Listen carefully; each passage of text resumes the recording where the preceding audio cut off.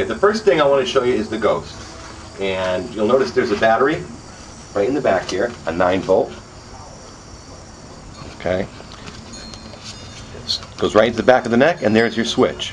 Okay, when the switch is turned on, the lights light up blue. Okay. Now, the ghost attaches in 3 places. One is the top of the head right there, and on the 2 arms.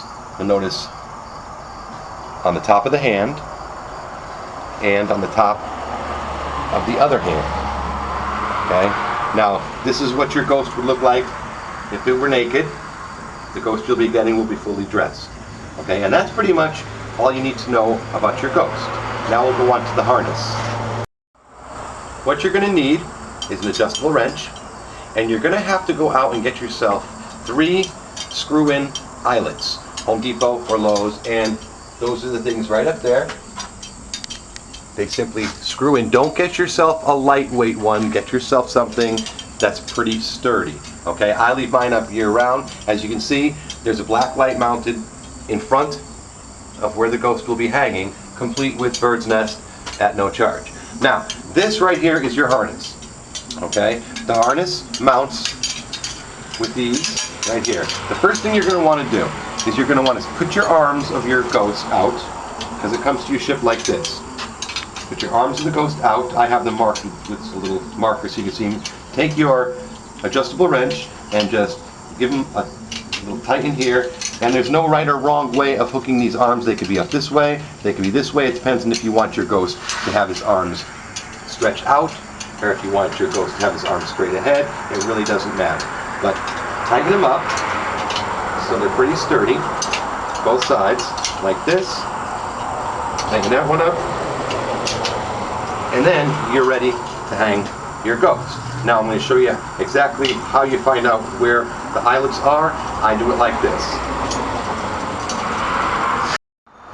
Okay, now the way this hooks to the ceiling is with these little, I don't know what they're called, but you find these at your Home Depot. What's going to happen is, the way I found out where to put these eyelets up here is to take your harness and hold it up into the spot where you're going to hook the whole ghost up.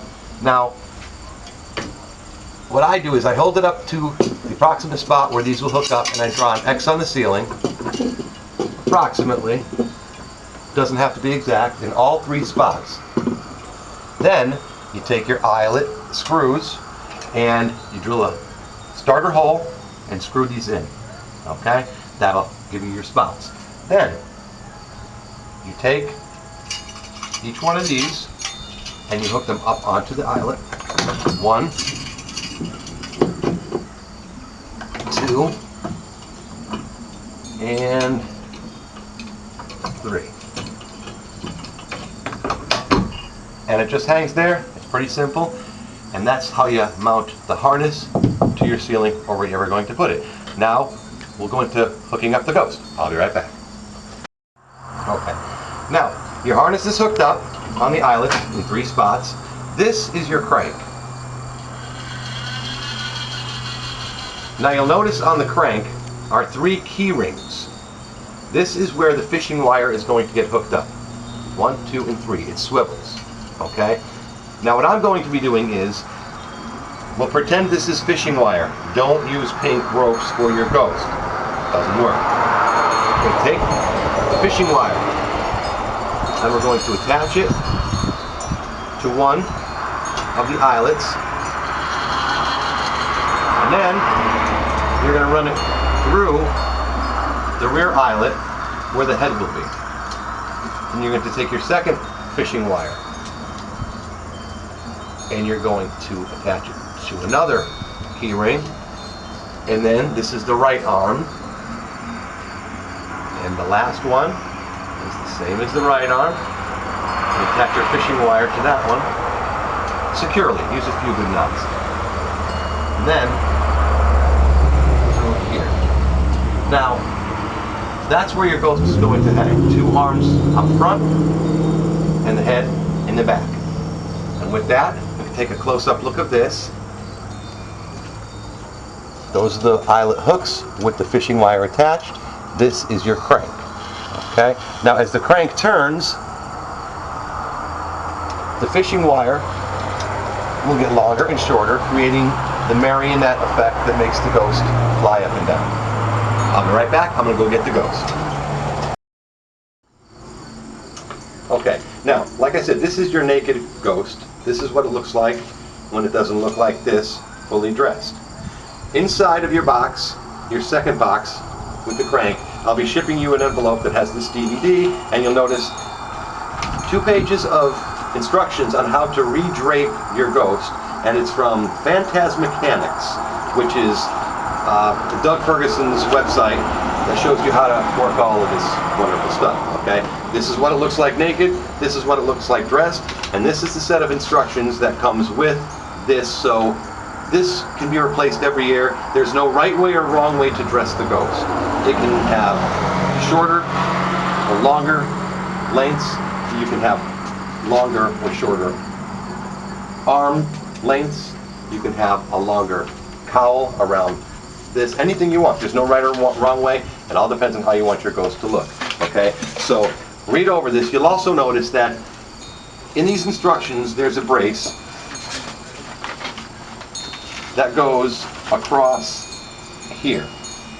It's a stabilizing bar. I don't think it's necessary. You can add it if you want to. I didn't put it in. The instructions for how to do it is on this sheet. So look them over, read them, and play around with it. And don't forget, before you do put your cheesecloth on your ghost, soak it for 10 or 15 minutes in a solution of Tide and water.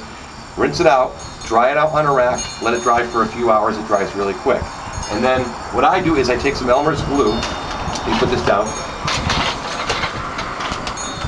I take some Elmer's glue and I water it down into a little container, and I just rub it a little here and there on the head, and then apply the cheesecloth, press it down. I do put it around the mouth and around the eyes and just dab it on there so it stays. And the same thing when you're draping your ghost. I take some on my fingers and I pinch here, I pinch here, and I pinch it here, and I rub the top of the hand, press it down. That's just so when it flies in the breeze, as you'll see it's doing today because it's a little windy, the gauze doesn't fly off of the coat hanger structure. Okay? It's pretty important to do that in certain places.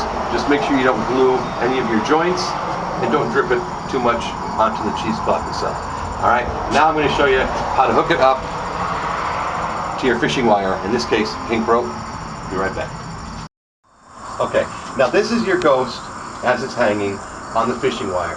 Now keep in mind, this fishing wire, you should start with at least 40 to 50 inches in length fishing wire. If it's too short, when the crank moves around and the arm comes up, it'll pull, get stuck, and snap the line or snap the ghost. So be very careful that you start with long enough fishing wire and shorten it as necessary. I don't know how. I don't have a very tall ceiling here. You might want your ghost down lower. I don't know. But keep in mind to start, it's very important. Start with enough fishing wire and you can always shorten it. I've just twist tied the pink rope to the top of the hand to show you where it attaches to the head, and attaches to the other hand over here. Now, you could attach the quick connects, any fisherman out there will know what I'm talking about, that you use for the sinkers on the line, to here. That way you can take your ghost off at night or for the season and store it with a quick connect, and then leave your fishing wire. I replace the fishing wire every year because it just gets yellowed, it gets bulky and tangled and bumpy, and I just replace it every year. So you could do that. And what happens is, you'll see as the crank turns, the ghost floats up and floats down. And that's pretty much it for your crank ghost. There is on the Phantasmechanics website a way of weighting your ghost down with another eyelet screwed in the back and adding a weight. You could do it if you want. I personally like, when the wind blows, having the ghost blow in the breeze a little bit, but that's up to you. You can go on the website if it's something you want to do. Check out the whole website. Doug Ferguson's website is amazing. There's other things that you can check out on that website. But the crank ghost, in my opinion, is my favorite, and that's pretty much all it is. Remember, don't use pink rope, use fishing wire. And that's pretty much it. So enjoy your crank ghost, and happy Halloween. Thanks for your purchase. Couple of things I should mention. I was looking over this DVD. I said when you soak your cheesecloth into the Tide with water solution to rinse it out, don't rinse it. Just wring it out and keep the Tide and the soapiness on the cheesecloth. If you rinse it out, you're going to rinse out all the bluing agent of the Tide, and you just defeated the whole purpose. So that said, don't rinse, just wring it, spread it out, let it dry. Secondly, the power cord, which is right here. It's very important that when you hook your extension cord up into there, that you don't let it hang down in the way of the crank. I mean, it goes without saying for most, but just in case, plug in your extension cord and make sure you keep it tacked up to the ceiling, well out of the way of the crank. Otherwise, the crank will pull the extension cord, snap, pop, sizzle, crack, whatever. Not a good thing. So make sure you keep your extension cord well out of the way, attached to the ceiling until it gets over to here, and plug it in. And I think that's pretty much it. And always remember, if you have any questions, feel free to email me, or Doug Ferguson for that matter. You can email me at D as in David, B as in bogus, magic, number 3, at yahoo.com, or you can visit my website at dvmagic.net. Once again, thank you for your purchase, and happy Halloween.